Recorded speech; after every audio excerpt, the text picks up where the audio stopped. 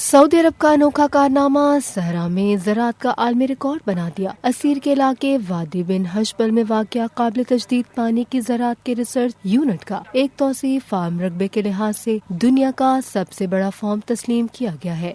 سعودی عرب programme کی جانب سے ریاض میں اپنے ہیڈ کوارٹرز میں منعقدہ ایک تقریب میں اس اعزاز کا اعتراف کیا گیا ہے۔ وزیر مالیات، پانی اور زراعت عبدالرحمن بن عبد المحسن الفضلی کو اس تاریخی موقع پر رجسٹریشن کا سرٹیفکیٹ وصول کرنے کا اعزاز ملا۔ 3.2 ملین مربع میٹر کے وسیع رقبے پر پھیلے اس فارم کو 2 حصوں میں تقسیم کیا گیا ہے۔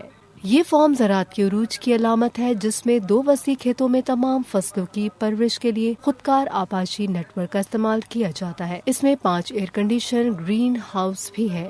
فارم کی قابل ذکر پیداوار میں لیموں، سنترے، انار، انگور، انجیر، بادام اور زیتون شامل ہیں۔ فارم تجرباتی کھیتوں کی میزبانی بھی کرتا ہے، جس میں زرعی اقسام کی ایک بڑی تعداد موجود ہے۔